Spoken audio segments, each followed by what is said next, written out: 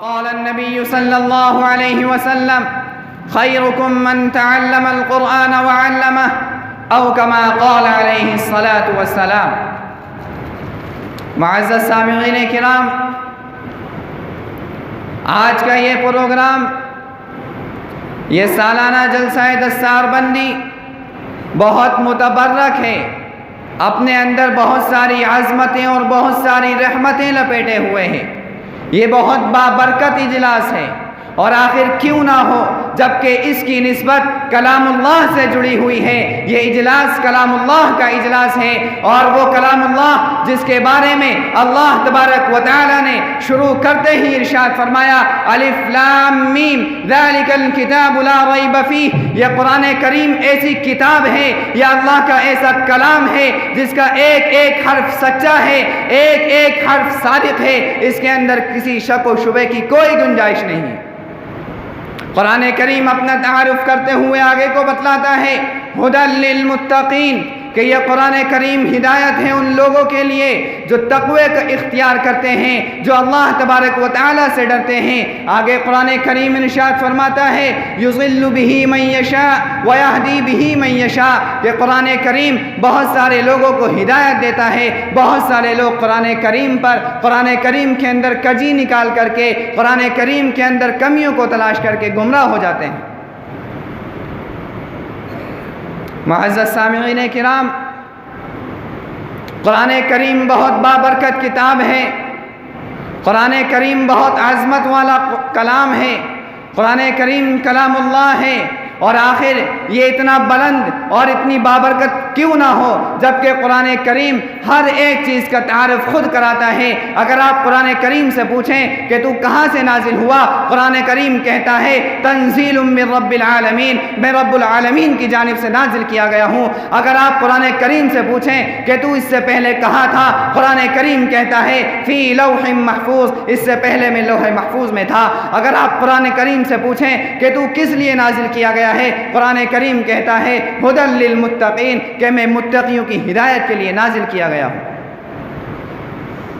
معزز سامعین کرام،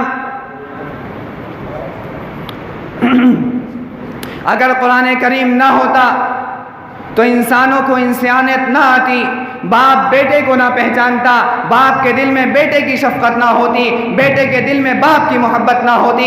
قرآن آیا تو اس نے انسان کو اشرف المخلوقات بنایا، انسان کو سب سے بہترین بتلایا۔ قرآن کریم نے علی الاعلان ڈنکے کی چوٹ پر اعلان کیا لقد خلقنا الانسان فی احسن تقویم، کہ ہم نے انسان کو سب سے بہترین سانچے میں ڈالا ہے۔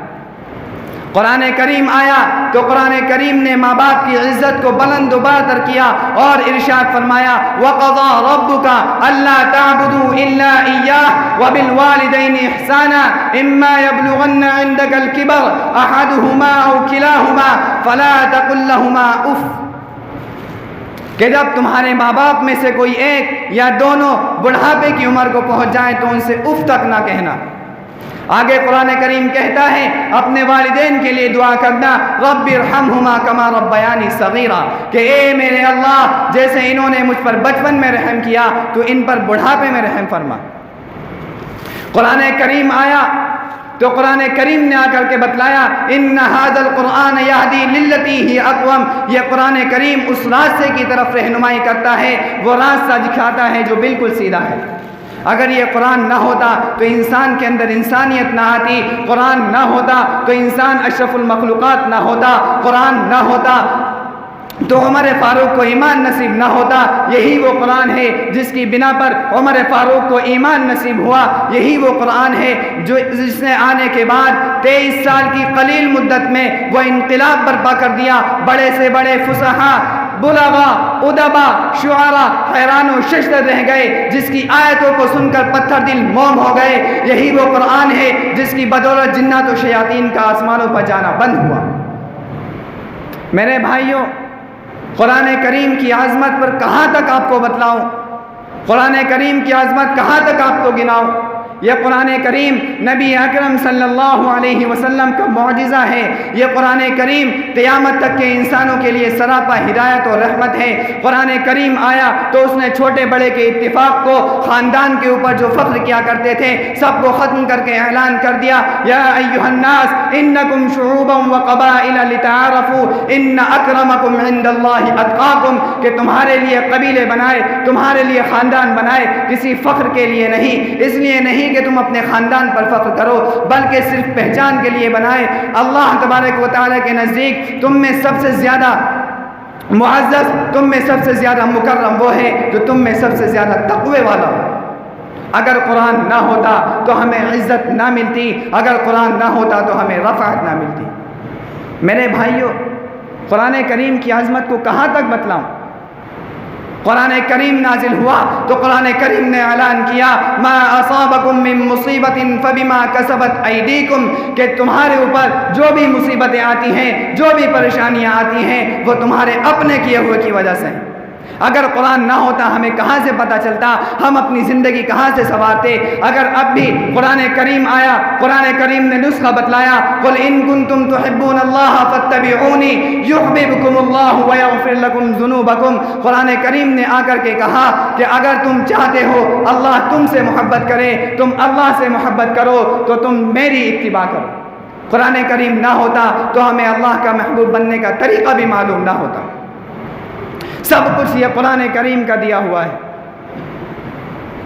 اب ذرا ہم اپنے حالات پر غور کریں، ہم ذرا اپنی حالت کو دیکھیں، ہم ذرا اپنے گریبان میں جھانک کر کے دیکھیں کہ ہمارا قرآن کریم سے رشتہ کتنا مضبوط ہے، ہم نے قرآن کریم کو کتنا اپنی زندگی کے اندر لایا ہے، ہم نے کتنا قرآن کریم کے احکام پر عمل کیا، ہم نے کتنا قرآن کریم کو اپنایا۔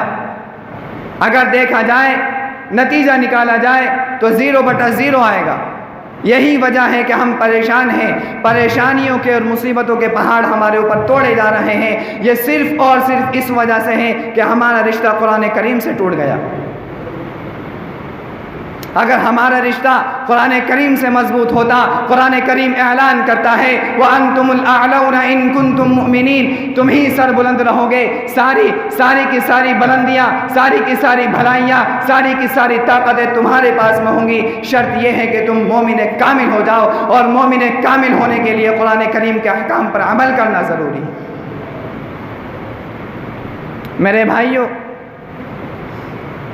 قرآن کریم کو اللہ تبارک و تعالیٰ نے قرآن کریم کو نازل کیا، تو نازل کرنے کے بعد اللہ تبارک و تعالیٰ نے ساتھ ساتھ اعلان کر دیا اِنَّا نَحْنُ نَزَّلْنَا الذِّكْرَ وَإِنَّا لَهُ لَحَافِظُونَ، کہ ہم ہی نے قرآن کو نازل کیا ہے اور ہم ہی اس کی حفاظت کرنے والے ہیں۔ چنانچہ توریت بھی اللہ کی بھیجی ہوئی کتاب ہے، اس کے اندر بھی تحریف ہوئی، انجیل کے اندر بھی تحریف ہوئی، زبور کے اندر بھی تحریف ہوئی، لیکن قرآن کریم کے اندر تبدیلی کرنے والے، اس کے اندر تحریف کرنے والے مٹ گئے، لیکن قرآن کریم کو مٹا نہ سکے۔ اسی لیے شاعر نے کیا خوب کہا ہے، ہے قول محمد قول خدا فرمان نہ بدلا جائے گا، ہے قول محمد قول خدا فرمان نہ بدلا جائے گا، بدلے گا زمانہ لاکھ مگر قرآن نہ بدلا جائے گا۔ یہی وجہ ہے قرآن کریم آخر معجزہ کیوں نہ ہو، جبکہ قرآن کریم کو 10 سال کے چھوٹے چھوٹے بچے اپنے سینوں کے اندر محفوظ کر لیتے ہیں۔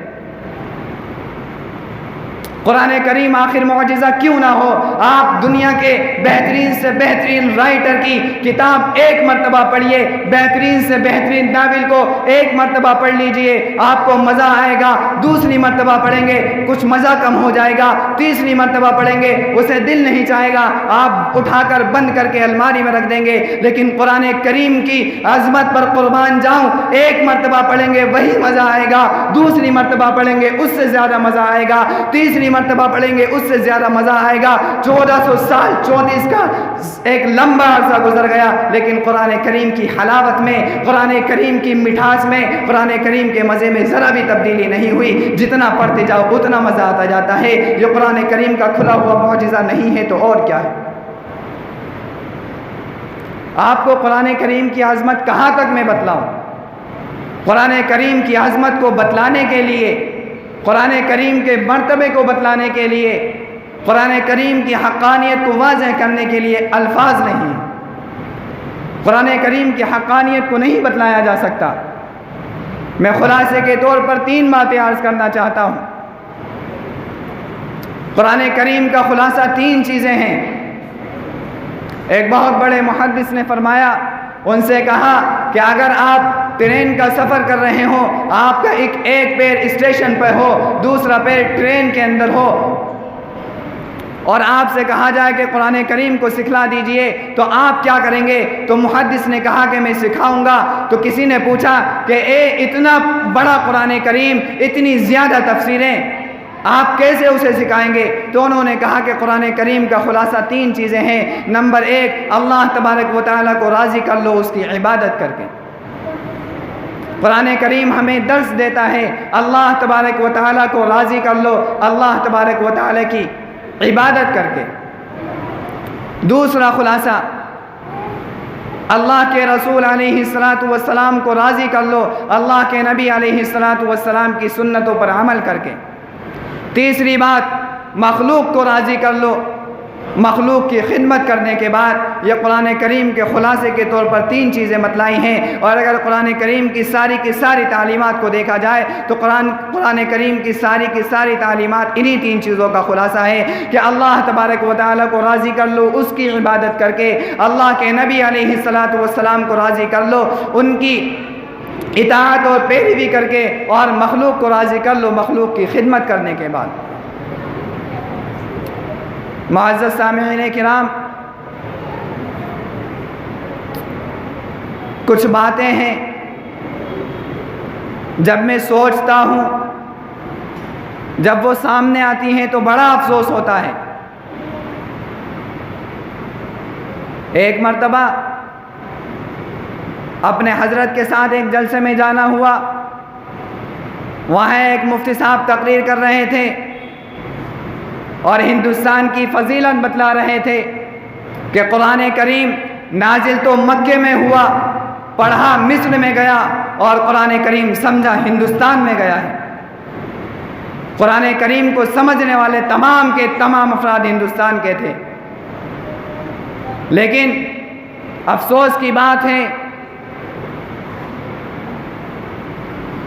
آج ماشاءاللہ ہمارے پروگرام میں، آج کے اس جلسے میں 6 حافظوں کی دستار ہوگی۔ 6 بچے حفظ کرنے والے ہیں، 6 بچوں نے حفظ قرآن کریم مکمل کر لیا۔ اب اگر ان کے والدین سے پوچھا جائے تو کوئی یہ کہے گا کہ ہم نے اپنے بچے کے لیے سوچ رکھا ہے کہ یہ کل کو فلاں کام کرے گا جا کر کے، کسی کے والد کہیں گے کہ یہ ٹیلر بنے گا، کسی کے والد یہ کہیں گے کہ یہ کام کرے گا، لیکن کوئی نہیں کہتا کہ ہمارا بیٹا مولوی بنے گا۔ قرآن کریم کو سمجھے گا تو اسی وقت جب وہ علم حاصل کرے گا، جب وہ اس کی تفسیر پڑھے گا۔ قرآن کریم کو سمجھنا حدیث رسول کے بغیر محال ہے۔ جب تک احادیث رسول کو نہ پڑھا جائے، احادیث رسول کو نہ دیکھا جائے، تب تک قرآن کریم نہیں سمجھ سکتا، اور احادیث رسول کو پڑھنے کے لیے مولوی ہونا ضروری ہے۔ ہم اس طرف توجہ ہی نہیں دیتے۔ کتنے بچے ہر سال حفظ کلام اللہ کرتے ہیں، کتنے بچے ہر سال حافظ ہوتے ہیں۔ مسجدوں کا یہ حال ہے کہ ایک حافظ اگر 1 سال مسجد میں قرآن کریم سنا دے، اسے دوبارہ موقع نہیں ملتا۔ کیوں؟ حافظوں کی بھرمار ہے۔ نگاہ اٹھا کر کے دیکھتے رہیے، حافظ ہی حافظ نظر آئیں گے، لیکن عالم نظر نہیں آتا۔ ذرا غور کیجئے، یہ قرآن کریم کی فضیلت اور خصوصیت ہے کہ قرآن کریم ہندوستان میں سمجھا گیا ہے، اور ہمارا حال یہ ہے کہ ہم اپنے بچوں کو عالم اور مولوی نہیں بناتے۔ اگر کبھی کسی سے بات ہو جائے، کبھی کسی سے اس موضوع پر گفتگو ہو جائے، تو جواب ملتا ہے کہ صاحب ہم عالم تو بنا دیں، لیکن 6-7 ہزار کی تنخواہ میں کیا کر لے گا؟ ہر ایک یہی جواب دیتا ہے کہ 6-7 ہزار کی تنخواہ میں کیا کر لے گا۔ خدا کی قسم کھا کر کے کہتا ہوں کہ وہ 6-7 ہزار جو اس کے پاس میں آئیں گے، اس میں اتنی برکت ہوگی، 50 ہزار کمانے والا تو پریشان ہو سکتا ہے، 6-7 ہزار کمانے والا مولوی پریشان نہیں ہو سکتا۔ اللہ کے نبی علیہ السلام نے ارشاد فرمایا من کان للہ کان اللہ لہ، جو اللہ کا ہو جاتا ہے، جو اللہ کے لیے اپنے آپ کو قربان کر دیتا ہے، جو اللہ کے لیے اپنے آپ کو اللہ کے راستے میں لگا دیتا ہے، اپنے تمام کام اللہ کے لیے چھوڑ دیتا ہے، تو اللہ تبارک و تعالیٰ اس کا ہو جاتا ہے۔ میرے بھائیو، جس کو اللہ مل گیا تو اسے کس چیز کی کمی ہے؟ غور کیجئے، امت کو ایسے افراد کی ضرورت ہے۔ اگر قرآن کریم کو سمجھنے والے نہیں ہوں گے میرے بھائیو، ہمیں مسئلہ بتلانے والا بھی کوئی نہیں ہوگا۔ اگر قرآن کریم کو سمجھنے والے ختم ہو گئے تو ہمیں نمازوں میں پیش آنے والے مسائل، روزمرہ کے مسائل ہمیں کون بتلائے گا؟ اگر قرآن کریم کو سمجھنے والوں کو ختم کر دیا تو ہمیں نماز پڑھانے والے افراد کہاں سے آئیں گے؟ قرآن کریم میں ہر ایک کی یہ صدا ہے کہ قرآن میں سب سے پہلا جو حرف، جو لفظ نازل ہوا تھا وہ اقرا کا تھا، کہ پڑھو۔ علم دین نے سب سے پہلے جو تعلیم دی وہ علم کی تعلیم دی، سب سے پہلے پڑھائی کی تعلیم دی، لیکن اس کے ساتھ ساتھ میں بتلا دوں، اقرا بسم ربک۔ قرآن کریم علم کی تعلیم تو دیتا ہے لیکن ساتھ ساتھ یہ بھی کہتا ہے بسم ربک، کہ اقرا کا تعلق بسم ربک سے نہیں ٹوٹنا چاہیے۔ جب تک اقرا کا تعلق بسم ربک سے ہوگا، جب تک تعلیم کا تعلق اللہ سے جڑا ہوا ہے، تب تک وہ تعلیم جو ہے وہ لوگوں کے کام آنے والی ہے، وہ تعلیم سیدھے راستے کی طرف گامزن کرنے والی ہے۔ اور جہاں اقرا کا تعلق بسم ربک سے ٹوٹ گیا تو وہ تعلیم اور وہ تعلیم حاصل کرنے والا وہ ایک فتنہ اور فساد کی حیثیت اختیار کر لیتا ہے۔ ہمیں غور کرنا پڑے گا اس چیز پر، ہمیں آگے آنا پڑے گا، اپنے بچوں کو عالم اور مولوی بنانا پڑے گا۔ آگے کے حالات بہت نازک ہیں، اپنا ایمان بچانا بہت مشکل ہے۔ اگر یہ امت کے نونہال افراد، اگر یہ علماء دین ختم ہو گئے تو کہاں سے ہمیں دین سکھانے والے آئیں گے؟ کہاں سے ہمیں نماز پڑھانے والے آئیں گے؟ کہاں سے ہمیں جو ہے وہ مسئلے بتانے والے آئیں گے؟ یہ تبھی ممکن ہے جب ہم اپنے بچوں کو جو ہے وہ علم دین حاصل کرنے کے لیے، حفظ کلام اللہ کے بعد ہم بچوں کو مولوی بننے کے لیے مدرسوں میں داخلہ کرائیں گے۔